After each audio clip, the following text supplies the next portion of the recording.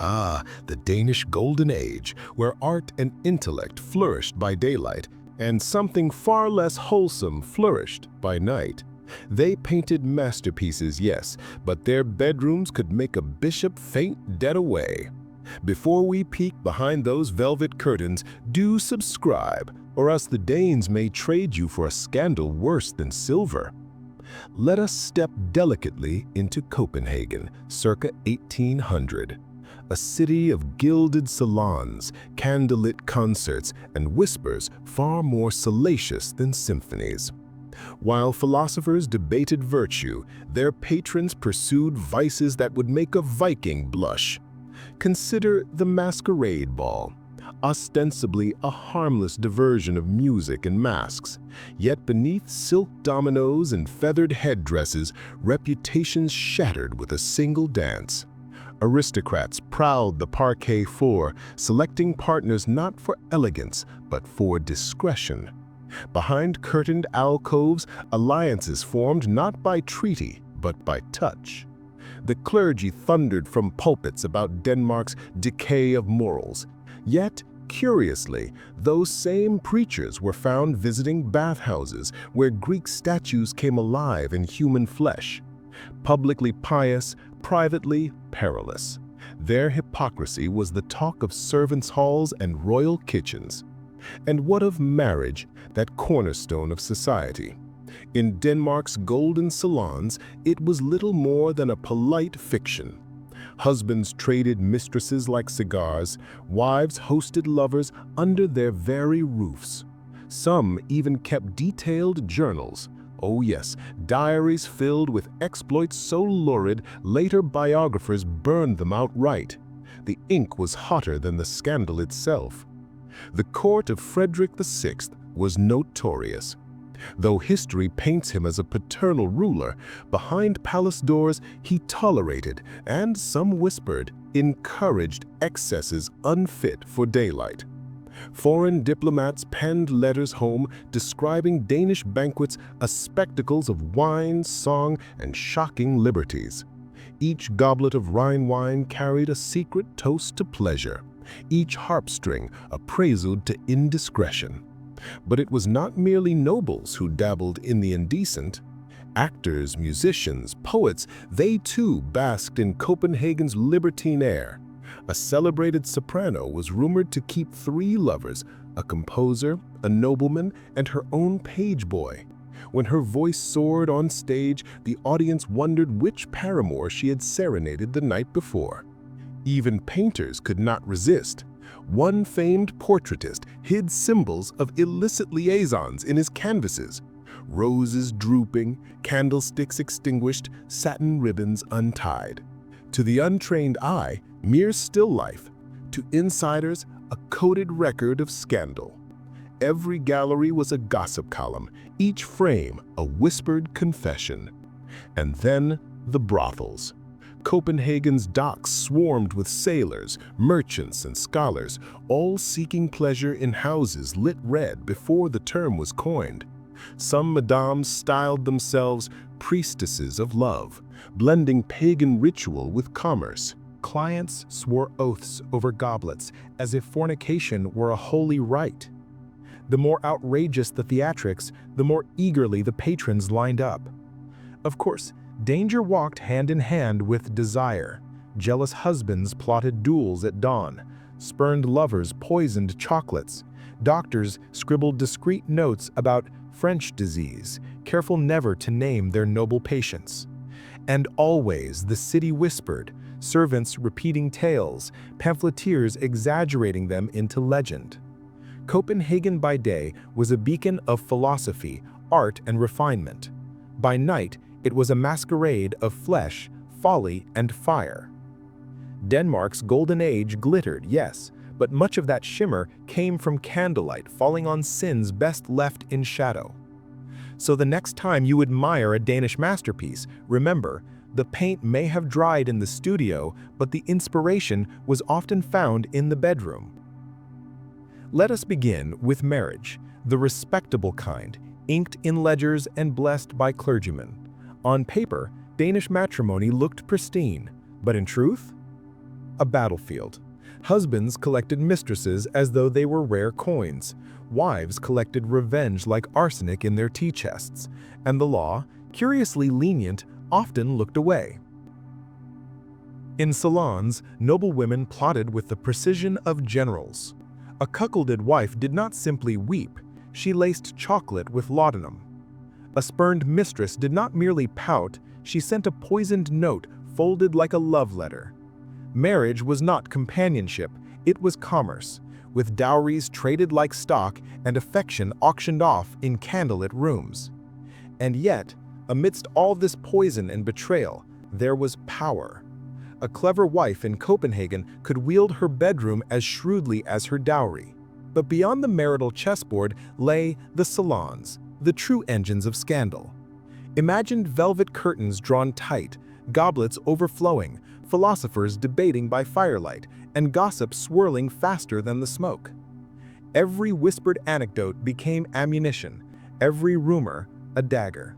Aristocrats lived in terror of pamphlets, the Regency-era tabloids that could ruin a reputation overnight. And what tales they carried!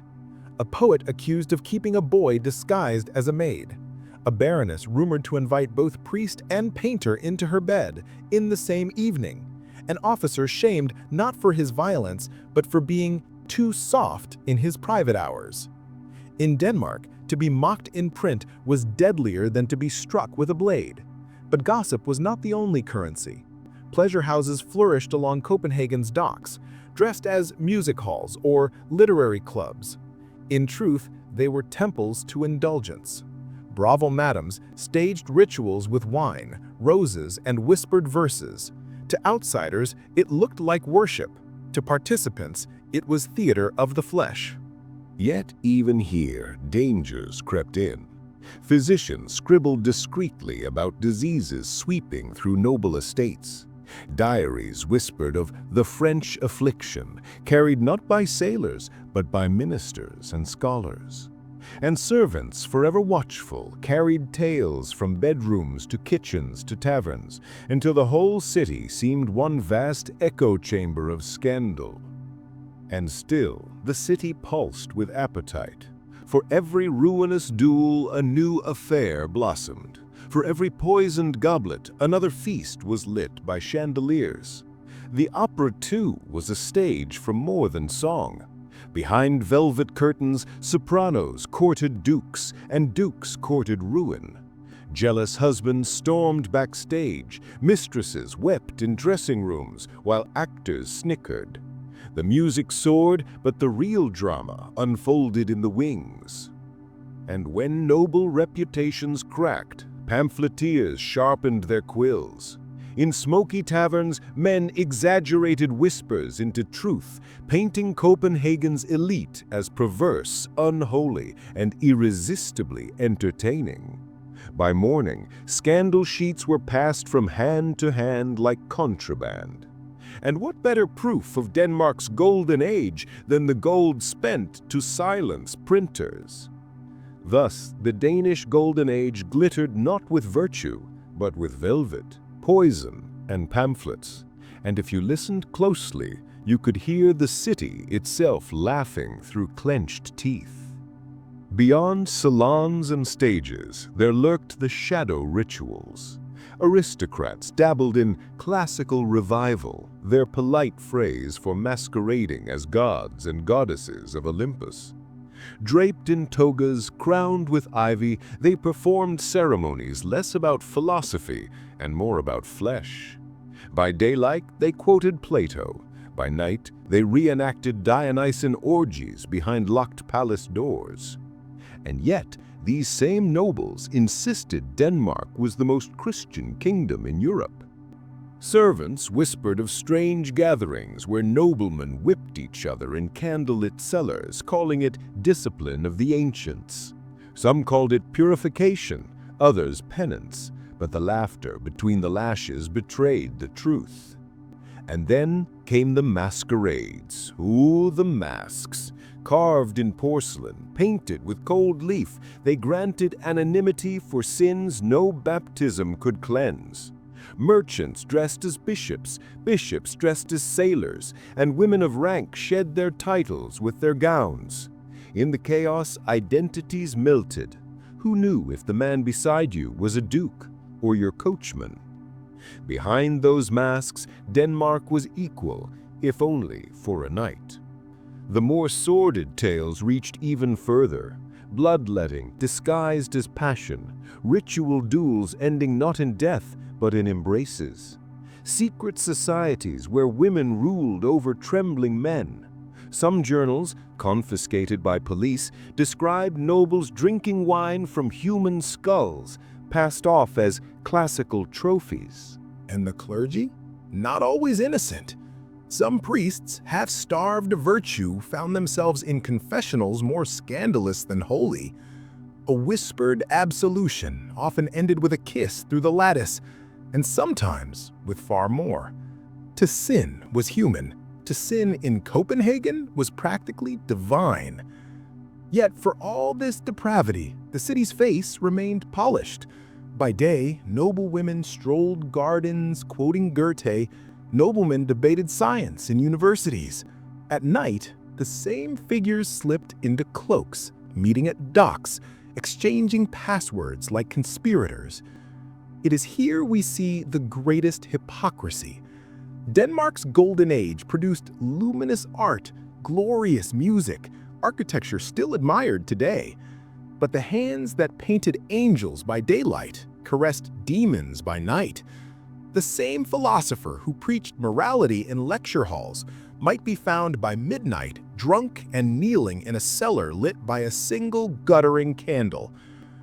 Copenhagen was a theater, and the entire nation was trapped in its masquerade. Pamphleteers, of course, exaggerated, yet their exaggerations always contained a kernel of truth, and nobles feared them not because they lied, but because they hinted. A veil was always more scandalous than a revelation, and so the Golden Age glittered on, held together by silks, lies, and shadows. Perhaps then, Denmark's Golden Age was golden only because it glittered in candlelight, and you know how candlelight flatters everything, even sin. The public saw elegance, polished balls, noble salons, candlelit concerts, but the truth hid in private estates, where noblemen invited actors, courtesans, and even servants into what they called salons of freedom. Freedom, it turned out, was simply another word for debauchery. These salons blurred every line. Hierarchies collapsed. A countess might kneel before a servant. A bishop might be bound like a thief. A general might sing drunken hymns in women's silk. The thrill lay not in desire, but in humiliation, in breaking order. Worse still were the traveling shows, performances imported from Paris and Berlin, where theater was but a thin veil for carnality. Actors reenacted historical scenes of Rome, Egypt, and Babylon, yet the climax of every play was not applause, but abandon. Who needed history when scandal was far more entertaining? Copenhagen's gossip mills spun endlessly.